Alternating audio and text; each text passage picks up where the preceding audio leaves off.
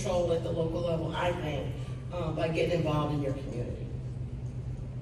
And I think that's it. And there'll be a little appendix on this when you get the slides with some data, a couple of reports that were done by the American Cancer Society where they do a full-on look at African Americans. The last one was done in 2022, and they usually do it every 3 or 4 years. But thank you for your attention.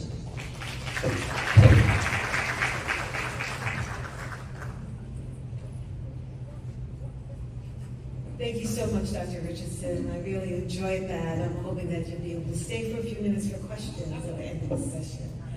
Our next part of our program is to discuss perceptions of cancer screening and early detection advances in minority communities. Thank you. The session will discuss some research that was recently conducted, and I'm so glad to be able to introduce Dr. Allison Adi, who is presenting this. If Dr. Clooney is in the house, I would love for him to be able to join our panel, but I think he's delayed by a recent presentation. Dr. Adi, she's a health strategist. She's a consultant for several national companies and organizations. She oversees programmatic development, and I'm so glad that you're here to be able to talk. Thank you.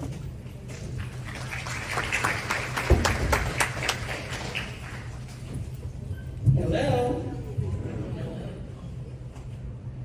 Okay, do I hit something? I am trying to get my presentation up.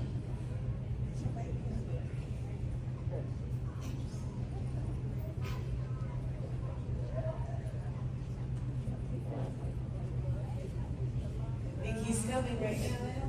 Thank you. You can't be good at everything. Technology is not necessarily my thing. Hello, everyone. How are you all doing? I do want to acknowledge, certainly Dr. Clooney is kind of stuck at the Past President's Council, but he will be here. I do want to acknowledge the Executive Director of the National Medical Association, Joy Calloway. Certainly, Dr. Borum. We are actually the authors this month in the next issue of the Journal of the National Medical Association. You will see this data and an article coming out, as well as if you're a member of the House of Delegates of the National Medical Association, there is a resolution for NMA to give a position on this very topic. And I love it when positions are based on data. And so when we developed this survey, I don't know, did I see Dr. Lawson? I need to put my glasses, but and I think, you know, I am a health strategist. I'm an internist in geriatrician by training, but I'm a health strategist. And for me, you have a much more powerful position when you have data to back it up. And so one of the things that we wanted to do with Dr. Clooney last year in his presidential initiative around cancer was to ask the experts. And so literally this survey came about by us saying, National Medical Association physicians all over the country, you are experts, whether you're an oncologist or not. Black physicians are experts as it relates to perceptions on a new innovation, and what we should be doing as it relates to patients and how information will be received in our communities. It is so fortunate, and I was so glad to hear the last presentation. If you look at my bio, I'm one of the national spokespersons for American Cancer Society and work a lot and do a lot of training for their programs that we train ambassadors, the Health Equity Ambassador Program. I've trained now close to 50,000 persons over the last 33 years, not 30. Anyway, on how to really address communities of color and to get people on the ground. Because the messaging is not necessarily from just the physician, the nurse, the healthcare professional. It is in the church. It is with the Divine Nine. It is with how do we get the messaging out. And so if we're able to say there's new technology coming out, what is the position? The first question should be, what is the position of the healthcare professionals, the doctors that treat patients, and what do we do as it relates to health equity? And I agree, I do not want want to be just talking about health equity, because white folks' health is not great either. So why are we chasing that versus us having optimal health? So now that's my sandbox. But this title is Physicians' Perceptions on Using a Multi-Cancer Early Detection Blood Test to Reduce Disparities in Cancer Screening. I did mention who the co-authors are. This came under the immediate past president, Dr. Garfield Clooney's presidential initiative. I was honored to serve as health strategist with the NMA during this and lead author. So now, you have the objectives in your book. We really are videotaping this, just by the way. Thank you to blackdoctor.org, who's here and going to put this on their social media platforms, which reach literally millions. But also, you're going to hear a lot about this because it is what the nation's leading organizations of any color, in my opinion, are saying about this innovative technology. And these are the objectives. Excuse the typo.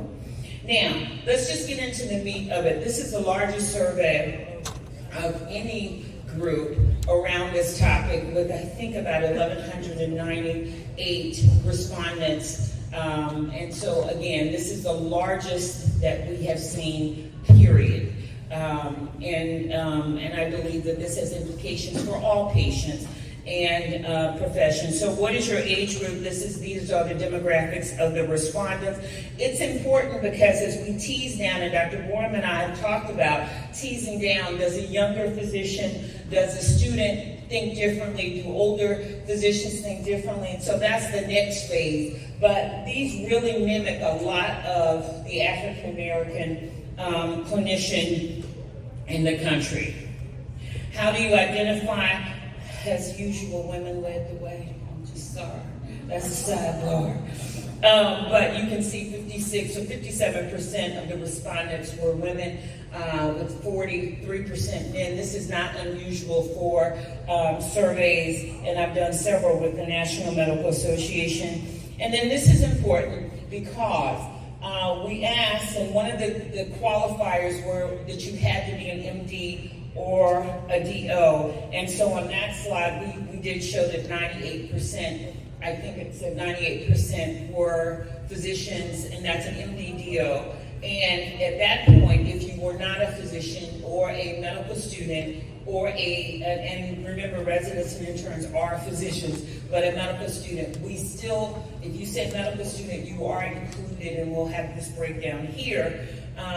But that was a disqualifier. So we did not analyze results from non-physicians. And so here is, what is your employment status? We believe that whether you're retired, whether you're in academia, that all voices in medicine must be heard. But this is a groundbreaking part of this study, and my prop is going to be my glass. Okay, which is going to help.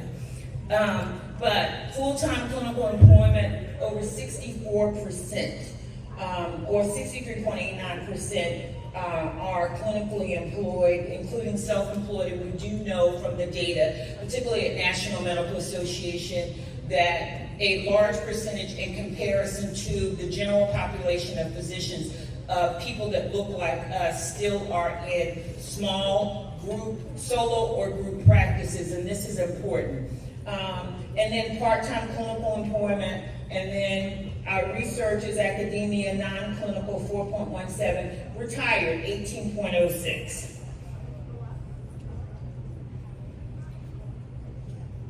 And this, I think this is 100% of those respondents are physicians. Now, if you were not a physician, so 100% of the respondents were physicians or medical students. This is the breakdown we had about 83.72% here. If no, are you currently a medical student or intern, resident, or fellow? I like the next slide better, which has a good look at what is your specialty. Only a small percentage of medical students, and I think it's less than 2%, were part of the data.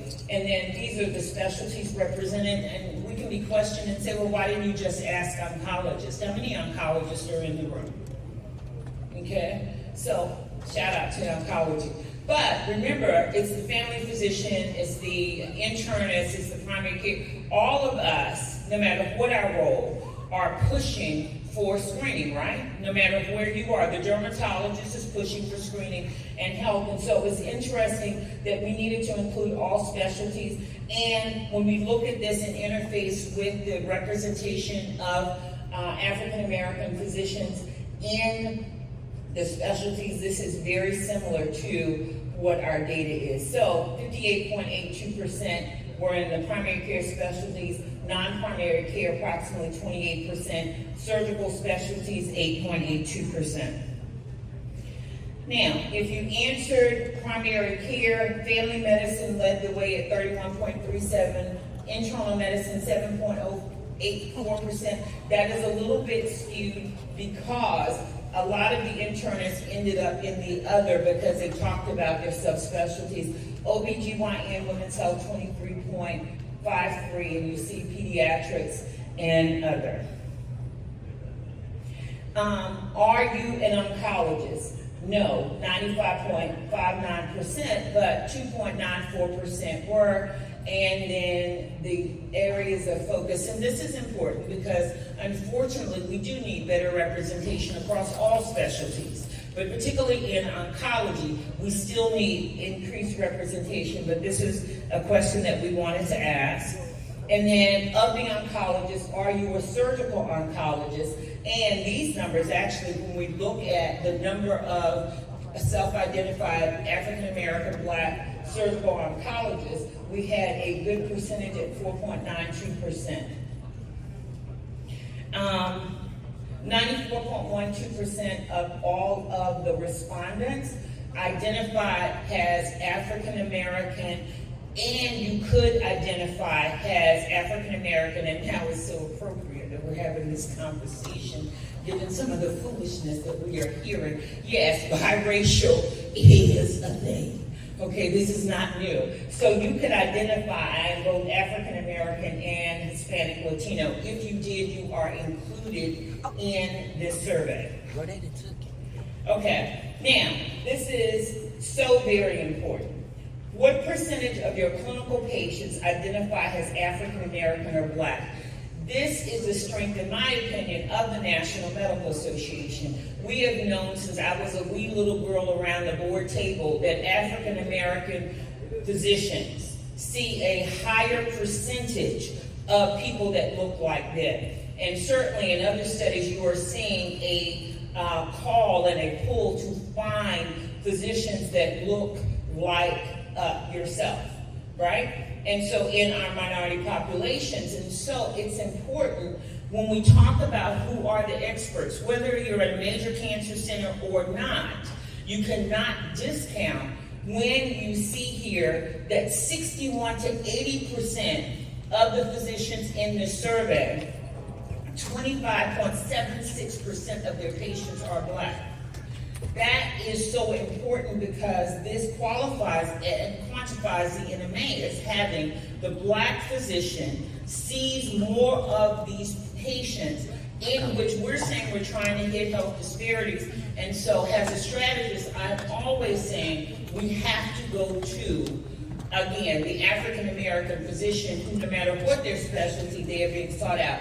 And if you just look at we're 13%, approximately 13% of the population, 0 to 10% of the physicians surveyed. And when we broke that down, that really is very much the subspecialties. Only 10.61% of these patients, the physicians surveyed, said that their number of African American physicians is below where we are in the country. But again, this and NMA needs to use this and lead with this, because we know that when you talk about health disparities and you want to hit target populations, you need to go to physicians who you are an expert at. Again, over 50%, if you add the rest up, of us have patients that are overrepresented. We overrepresent as it relates to number of patients that are African American. This is actually from the journal article, which is another way of looking at that schematic. Now, what are the barriers, if any, to cancer screening for all groups? We know them, we hear them, but we wanted to ask, and leading the way was lack of understanding or of importance of screening and early detection. That led the way at 33.82%. This is important because often, and certainly I sit in boardrooms and on several commissions, we want to say, oh, well, African Americans are not getting health care because they don't have insurance, or because, they're poor on Medicaid. No, actually, when you take out for socioeconomics, our numbers still are a bit different. This is key, lack of understanding of importance of screening and early detection. And I do challenge, as I've challenged at other talks at NMA and to physicians and healthcare professionals all over the country, health literacy and cultural competency is very important, part of my own research. You cannot talk about cultural competency and talk about health literacy. You cannot talk about health literacy and not talk about the cultural impact on health literacy. They go hand in hand.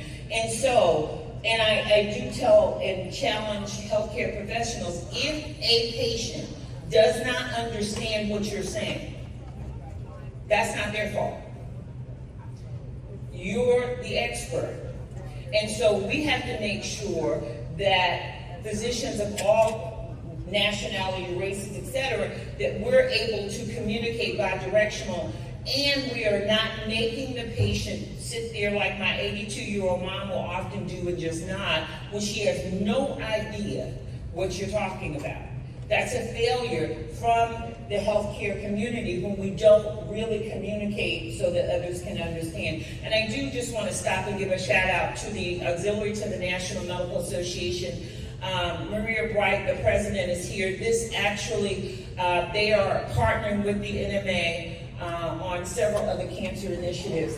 But going back to this, you see here lack of understanding followed by lack of or limited insurance coverage, socioeconomics, and all of those get in the mix.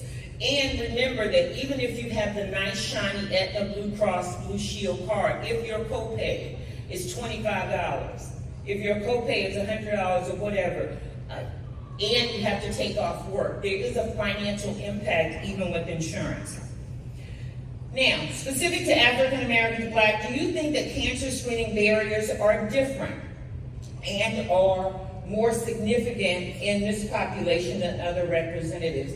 Overwhelmingly, the respondents said yes, at about 90% yes. They are different, and I think that's not a surprise to us. Now, if you said yes, what do you think for the African American community is the most significant barrier? And here, lack of understanding leads the way. This is almost exactly similar to the previous slide, except for now we introduce the question of racism and bias in the healthcare system.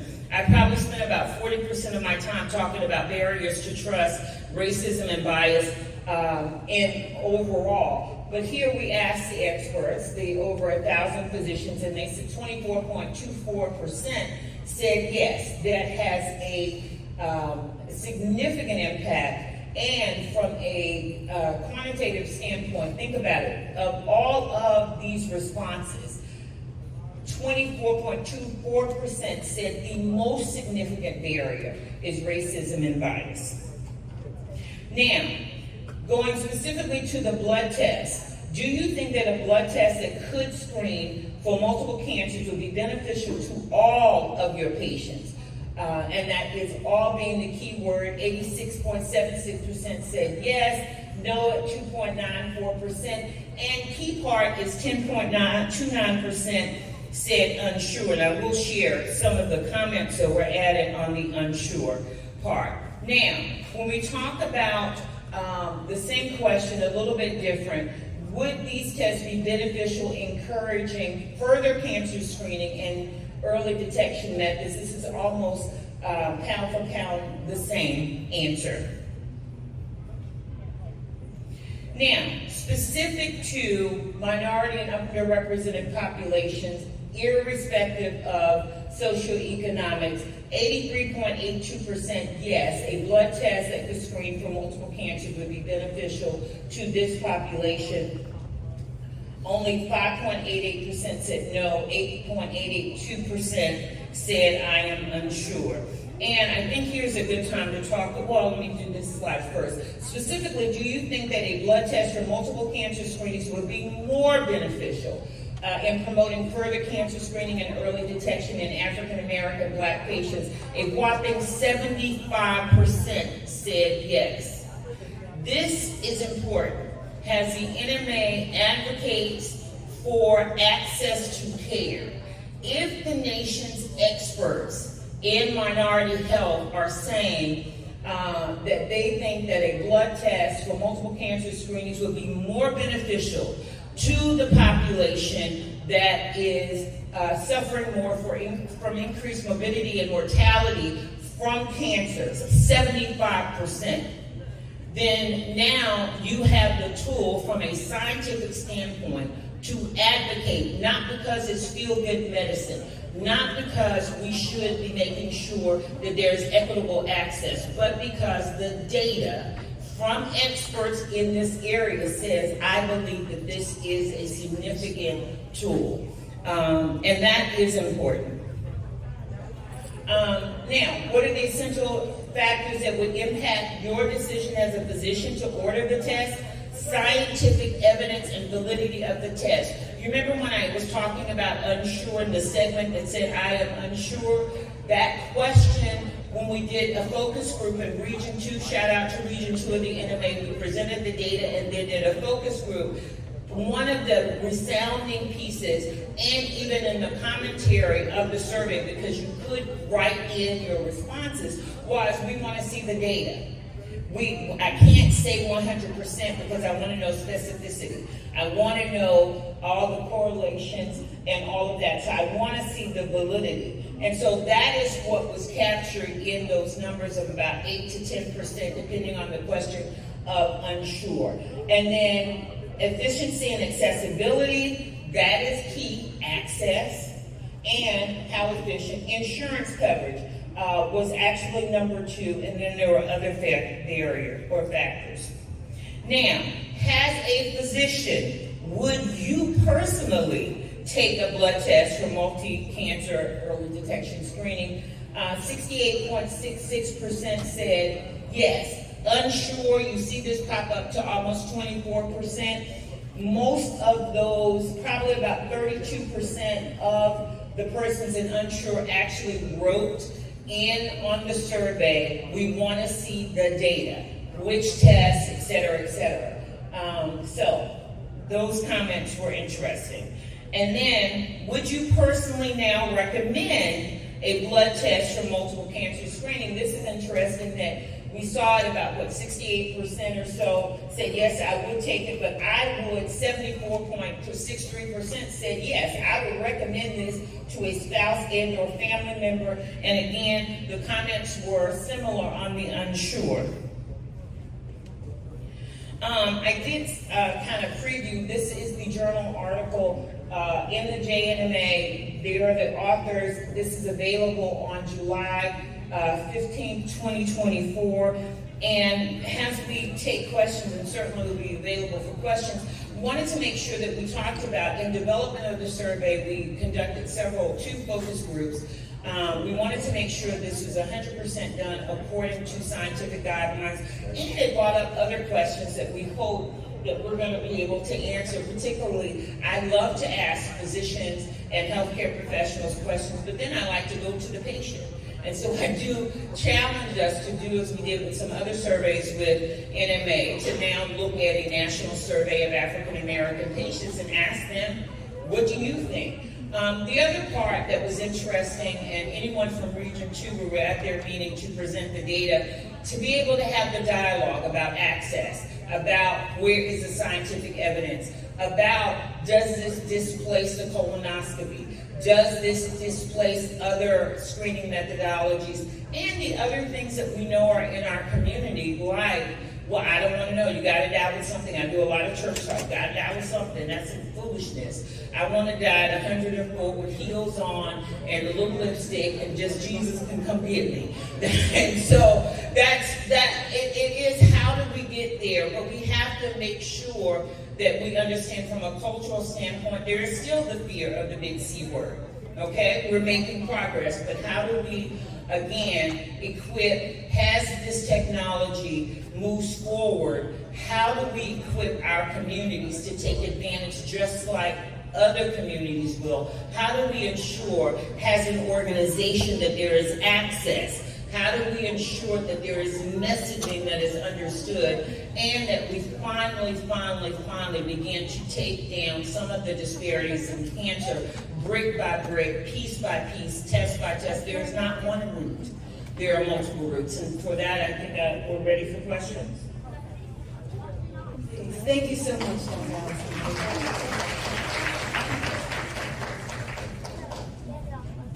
I so appreciated all of the speakers and their talks, which were just insightful and wonderfully delivered. Please, if there are any questions, I'd like you to come to the microphone, because I think our speakers are ready to answer those inquiries.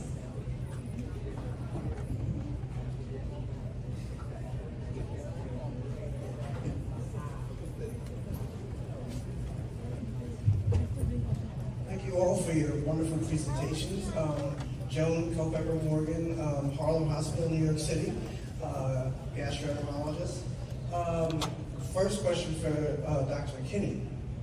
Many of my patients have given up dairy, and they have said because of the fear of hormones and the fear of antibiotics that are being given to the cows, and that is going to appear in these dairy products. And especially Black women who also have questions about fibroids and things like that. And data has come out that perhaps the hormones that are in these particular foods are not beneficial to them. And they won't even take soy because they feel that soy is not beneficial to them. So what would your response be for those patients?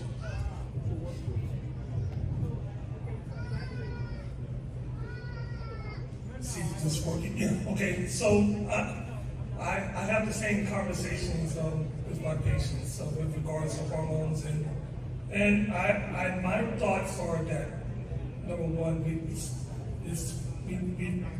try to have the light shown on that during the COVID-19 pandemic, when all the aspects of meat packing and everything else with regards to meat packing shone the light on what things we're doing with animals. And I think that's been a good game changer on how we solve some of these problems. We certainly give too much hormones, give too much antibiotics to people through those passive exposures. And so that's something which we all need to address, not just the dairy industry, but I've seen some improvements in that. Just to follow up with that, Dr. McKinney, I think one of the things that I've heard from the audience and other people are, yes, people want to avoid dairy products that are traditional, like milk and soy, but there are other opportunities for them to take what they need to make sure they get enough. And I'm wondering what needs to be done now. Other things than dairy to supply your nutritional needs. I think most people can figure out a way to get essential nutrients from other things. I recommend vitamins for those people that are totally unwilling to take it.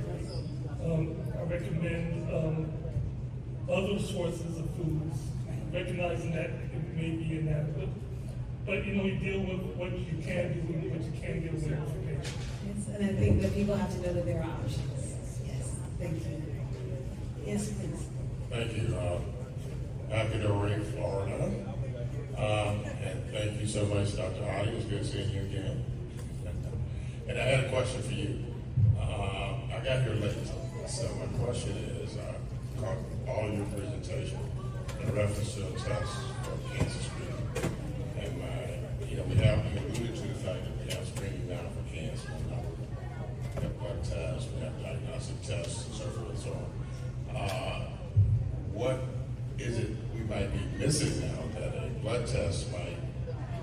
more readily give us additional information, how specific, in terms of what types of cancers we're talking about, blood tests. I mean, we have blood tests for certain cancers, but there are additional things that we're really missing. Well, great question, and certainly the the MCED tests are screening. That's it. There are some that have about 32 different cancers that is screening. It does not displace diagnosis and the current recommendation for screening. So literally, go stick out your arm, give some blood, and you look for different biomarkers that would indicate, and there are other experts in the room, but that would indicate that you are now need to follow up and that you need to have a diagnostic screen. So this is just another groundbreaking, literally groundbreaking. So instead of just going to get a PSA, which is in and out of favor, or just going to get a blood test for the barocage, it is, I'm gonna recommend to my patient and myself, I'll have a blood test. It comes back to say, well, these are biochemical markers or biomarkers that could indicate that cancer is present. That gives you an earlier look at saying, now, please go get screened because these will come back. And so I think this is just adding to the current body of knowledge. I would defer, Jason, if you want to jump in, as an expert in this area. I would certainly ask you to take a mic and answer that. Yes, I'm Jason Gary, medical science liaison with Grail. What is not stated, because this was a scientific publication, is the test exists currently. One is commercially available on the market. It's called Gallery. It's a methylation-based blood screening test that looks for over 50 different types of cancer. So we actually have a booth that will be available at Exhibit Hall. If you want to find more information about it, you can stop by the booth and we can discuss it. In this survey, I must say, and as Dr. Clooney comes up, I must say that this survey is not an endorsement of any test. It is, again, asking what our perceptions are as the National Medical Association weighs in on this area. So I'd like to add as well, the National Cancer Institute just started a study, a clinical trial. So there are people, that you can participate in that. For me, I would have been one of those people that would say, no, I don't want that test. It's like the full body scan looking for calcium. That's what I think about. There's a lot of follow-up that has to be done. For instance, one of my talking points is if you get a FIT test, all things lead through colonoscopy, right? So, and some people think they're done. If they get a specific kind of FIT test with the stool DNA, you're not done if it's abnormal. So to your point, people do have to be sure that there are follow-up mechanisms in place because, from a public health standpoint, there's not enough money in the world to deal with this. And I do want to say, just to piggyback, American Cancer Society and many other cancer organizations are very much supporting certainly the use of MCED tests, et cetera. I don't know if the president is here now, but the Association of Black Cardiologists, we've been on several calls with them, not cardiologists, Association of Black Oncologists. I've been on several calls with them and other organizations that they are saying, yes, anything that will get our patients to think about cancer more and give more credence to getting them into diagnostic tests, we think is going to have an impact. Dr. Conley. Great, thank you. Thank you. So I just wanted to take this moment, actually, I want that statement, to say thank you very much to Dr. Adi for presenting the data, to our Executive Director, Joy Calloway, and Dr. Borum, who were all very instrumental in getting the survey done and getting it published. I think it can't be, I'm going to turn it a little bit this way, I think it can't be understated how affected the Black community is when it comes to cancer and cancer outcomes. I mean, I think there are going to be 2 million new cancers this year, 600,000 deaths. And although recent pregnancy deaths it's going down again with the overall data, for us it's not going down enough. We're still disproportionately affected. And I think that there are a lot of myths and a lot of misperceptions out there about screening, and especially as a male, you hear a lot about prostate cancer screening and what people are willing to do and not willing to do. And I think that this new technology that's coming about, hopefully it will get to where it needs to get to, it can really be a game changer for our community because it's really a screening test, a blood test that allows you to screen for multiple cancers. And I think the importance of that to me is that the United States Preventive Task Force, I can never know the full name, I mean, they struggle to give guidelines on how to do cancer screening, and they talk about lung cancer, and you have to have certain criteria, and you have to have smoking within the last 15 years. But I know people who stopped smoking 30 years ago, and they're still suffering the effects from smoke. And so I think that having this opportunity to actually pull out signals and say, hey, listen, you need to go get an additional test and really follow this up is really important. And so kudos to the scientists who came up with this, and thank you all again for having us in this session to present our data and about MCD. Thank you. Thank you. I'm Dr. Wyatt, Felice Wyatt. I'm a geriatrician and healthcare specialist at the GD Summit Montgomery VA in Jackson, Mississippi. And so I want to thank you, Dr. Hutchinson, for telling us about the tobacco project. I want to know, are there any other results from that project? And I also would like to know if there are any resources that I can tap into concerning increasing the awareness of advanced directives in the African American community. And that's going to be too. Thank you. So on the advanced directives, I'd have to look that up because we don't have any of those materials right now. The opportunities and materials in Jackson, there's a website that should be on the slides that I showed that you can go to. So what they're currently doing right now is going to be like a randomized controlled trial with different communities in Mississippi to see if the intervention actually works so that we can evaluate it and be able to put forward some data and evidence that it does work. But I think it's going to work. Even if it doesn't work, that data thing that we're all after, I think there may still be some good stuff in there that we can do regardless of whether, things are positive or negative. But I expect it to be positive. Thank you. Thank you. Hi, my name is Khalid Bashir. I'm a sickle cell physician in St. Luke's Hospital in Memphis, Tennessee. And I want to thank you for this talk. It actually touched areas that I'm trying to explore. So basically, my question is to all of you. It's about health equity and screening also. In screening about complications with sickle cell disease. So I'm just working on 2 specific complications that has no guidelines for screening. And most of the complications are detected on clinical ground when the patient is presenting in the clinic with those symptoms. So the first one is avascular necrosis of the hip, which is devastating complications. And most of the time, by the time the patient presents to the clinic, we are in stage 2 or 3. And these are young patients. And there is complication with treatment, like surgical intervention is not really recommended for somebody who is 12 years old because they are still growing and there's problems with the surgical prosthesis and stuff like that at that age. And then the second one is hearing loss. Hearing impairment is quite prevalent actually in sickle cell more than the general population, and we also do not have routine screening for this. So we're trying to see if there is any, the limitations and the things that we are facing at the moment is that, so what are you going to do about it if you find that the patient is at risk of developing avascular necrosis by early screening? And then the second thing, who's going to fund the screening? And then also regarding the hearing guidelines, the current screening, there is only adverse screening for hearing, and then school age. So there is no subsequent screening for sickle cell in terms of hearing. And we are finding this just clinical. The parent will come and say that my kid was told in school that he was saying he was not hearing the teacher, and they asked him to come forward, and we find that these are moderate or to severe, and we have to put hearing aid and stuff like that. So I want you to enlighten me about, first of all, is how to approach this and how to make this a guideline for screening for avascular necrosis and for frequent screening for sickle cell in general.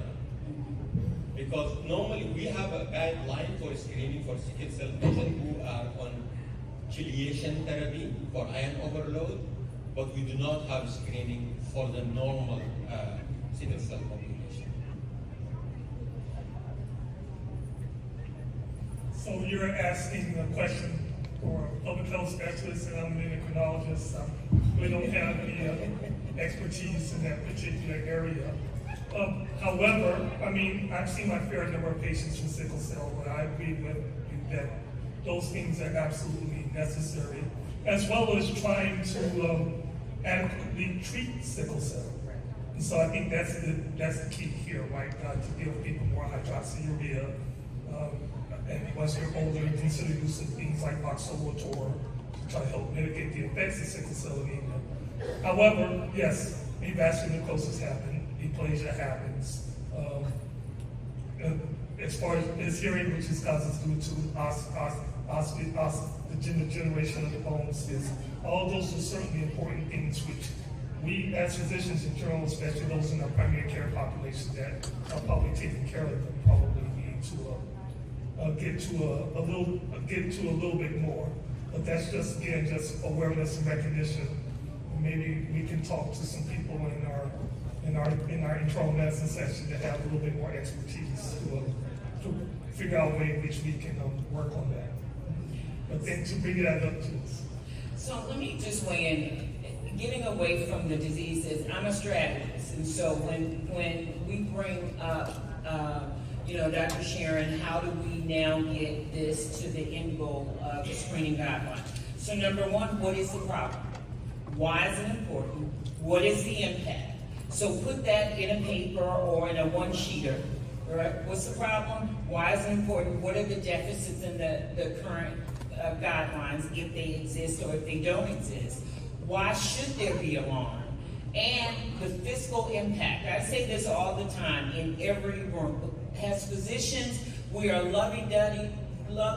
Yes, we want the best for patients, but if we don't understand that this is economics, and sickle cell has been beaten up for years because it's such a small population, and you look at no real current therapies. Now we're in a different place in 2024, thank God, but it's been on the back shelf. So all of those questions to make your case, and then to say the impact of avascular necrosis on a life, from an economic standpoint and disabilities, to quality of life, to pain management, et cetera, et cetera. What happens if we hit it at the beginning versus not? That's how you get on those screening modalities. And hearing loss, the same thing.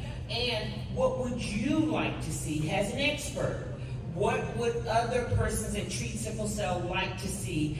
And what I'm finding is often the persons that do screening guidelines are like, please tell us, because we don't know.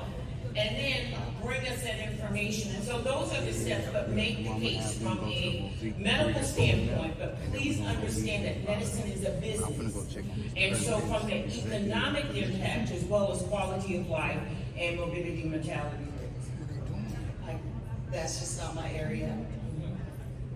Thank you. Thank you for all these presentations. This is a great stage. I like this strategist. I'm Dr. Guy. I'm a pulmonologist in Delaware, Region 2 Vice Chair. So it was great that public health person and a strategist were on the stage. So I had a question, which is kind of a discussion maybe. But from lung cancer, let's say for lung cancer screening, right? So we increased the guidelines, and we captured more African Americans. There's still disparity in the guidelines for lung cancer screening. And I heard the issue about cost of things. And then I heard the issue about strategy. So when we do these, I would love it. It's great that we have blood tests. We're using blood tests and lung cancer treatment right now to get certain, to capture maybe that, like you said, that 10%, but maybe we got that 90% that you talked about from a public health standpoint. But that being said, we have the scientists here. So these new blood tests. So my question, or kind of just a statement maybe, would be, as we use it, how we use it. So like for whole body scans, that could be used. I guess I don't know about FDA. I'm not sure about all FDA approvals, but you could just go pay for that, for example. Then how is Medicare going to pay for it? So as we move into these new tests that we had some already. We're going to have more. That's great stuff. It all comes together with strategy, public health, and basic science. But it's quite interesting. So how are we going to use these tests? Because the pre-test probability is not high, right? So you already know this. So who is the population of public health versus who's the population we're going to be screening? Who's going to get paid? Or the people that we we're not going to pay out of pocket, they might not have a high pre-risk probability. That bothers me. That bothers me a little bit because then you might get some anxious patients, right? Because the pre-risk probability is low, so the chance that they have a positive, the chance of a false positive may be higher, right? So they bother me a little bit, right? Because we're already anxious in our community. That bothers me. But it doesn't bother me those who have a high risk. So it's like we enrich patients when we screen, but you might be able to pay for this test offline. That has a little concern as a physician. I'm a little concerned about that, but I love the part about the ones with a higher pre-risk probability. So how are we going to address that as we move forward? It's moving fast, real fast. So how that's going to unfold and how it's going to unfold in our communities is quite fascinating to me. So I like that discussion. Thank you. Thank you, thank you. Thank you, everybody, for being here today. I just want to say that everybody in this room is invited to our internal medicine dinner that's here in the Sheraton, Central Park West at 5:30. Please register when you go outside, and we look forward to seeing everybody. The pulmonary discussion will follow after that. And thanks again, and have a great convention.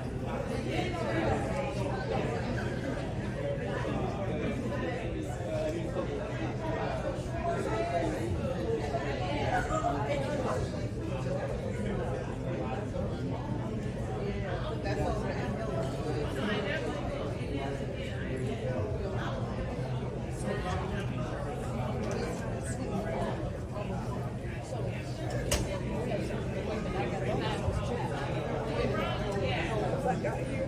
Girl, I didn't get that. I didn't go to the wrong airport.